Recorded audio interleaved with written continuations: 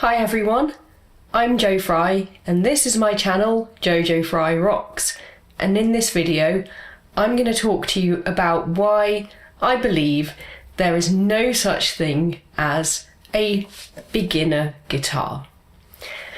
Even though I often talk about the Fender Squier Strat as being the mandatory guitar for beginners, it's kind of a joke because this is what I grew up with. This was not actually this guitar, but a guitar similar to this was my very first electric guitar when I was 13 in 1994. It's been 84 years.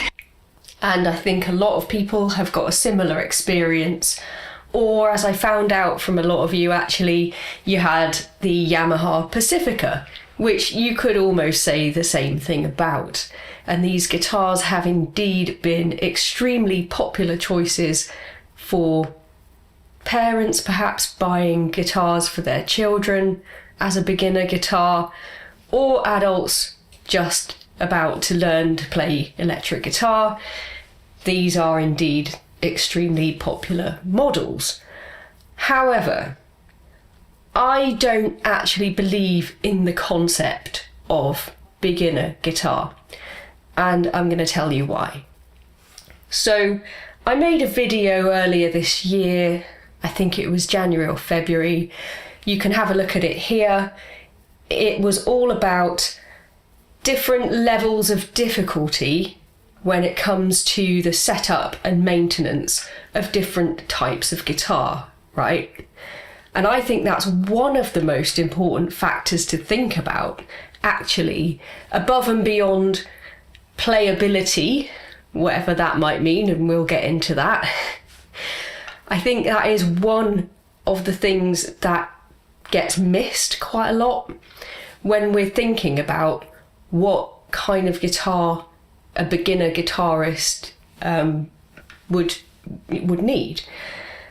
And it's not to say that if a guitar is more difficult to set up and maintain, then that's not for a beginner. I'm absolutely not saying that.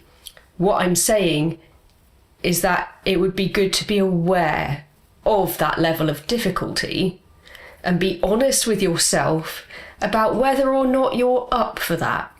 Whether or not learning about setups, learning how to do these things yourself is part of the appeal of learning the guitar, or do you just want to focus on playing? Do you just want to play the thing? Do you not care about knowing how to set the action, how to set the intonation, changing the strings, maintaining the fretboard? If you don't care about all that stuff and you're going to get that done at a local shop, or you've got somebody that can help you with that, then it's not as much of a big deal. But if that's something that you're up for learning yourself, it's good to be aware that some guitars are more challenging than others. So that's number one, I think, to think about. The second thing to think about is what type of music do you actually want to play? So what are you into? Why is it that you're getting into guitar in the first place? Most of us come to the electric guitar because we have a favourite band or a favourite style of music that we want to learn how to play. Not in all cases, but most of the time.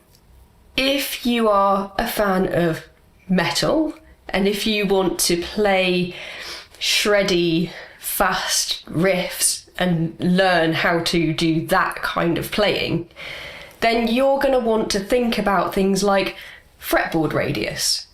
You're going to want a flatter fretboard for doing that kind of style of technique. Let's shred.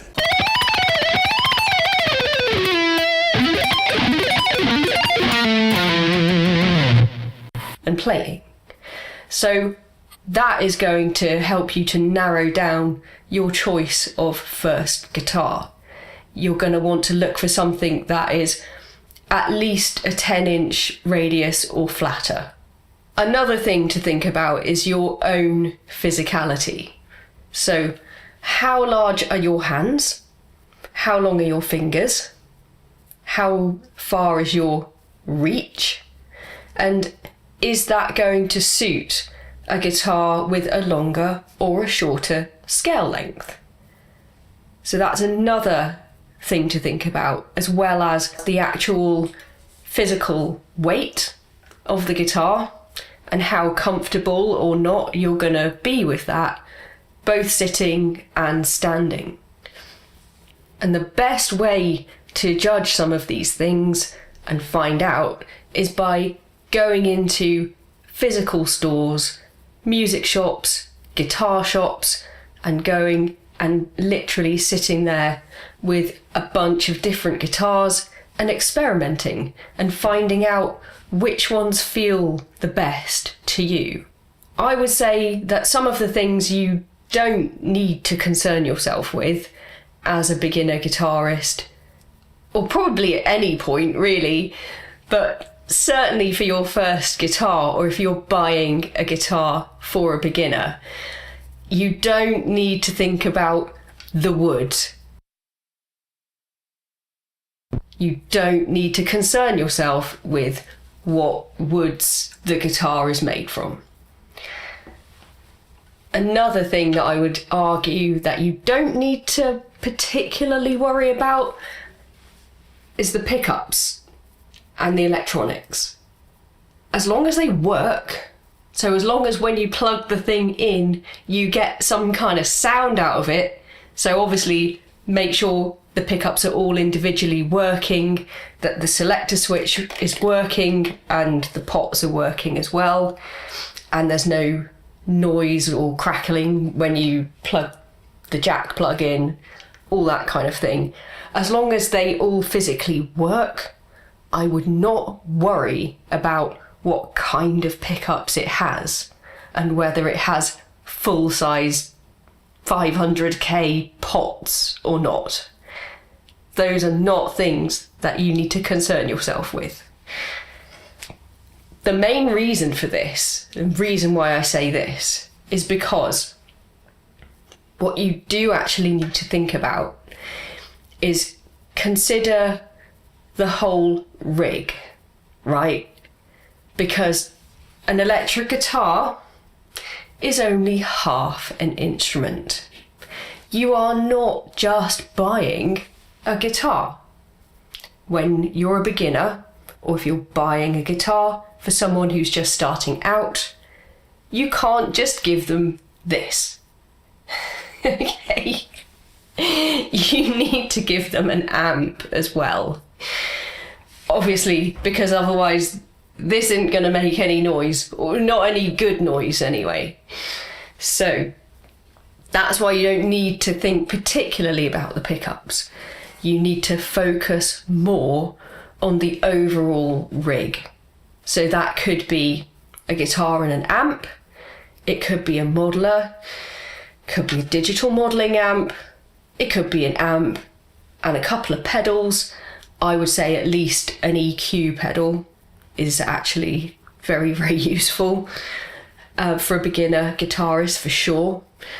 And approaching it in that way, I would always advise you to pay more attention to the amp and the rest of the rig, the rest of that signal chain that's going to end up giving you a nice guitar tone. So even down to the budget, I would spend more of your budget, however much money you have in that budget, proportionally, I would spend more on the amp than on the guitar.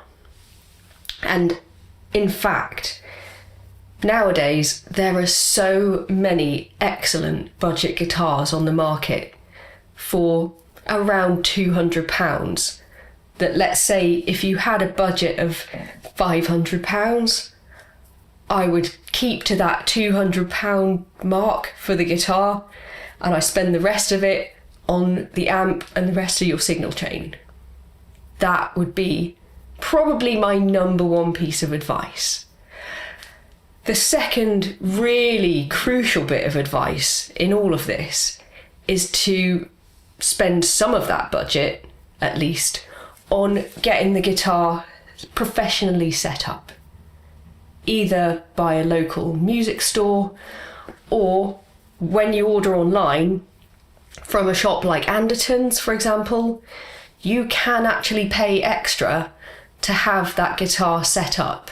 So you can specify that you want the action to be whatever you want it to be, 1.5 mil if you want it to be really low, which could be very helpful if you're a beginner, to start with a really nice low action to make it nice and easy to play.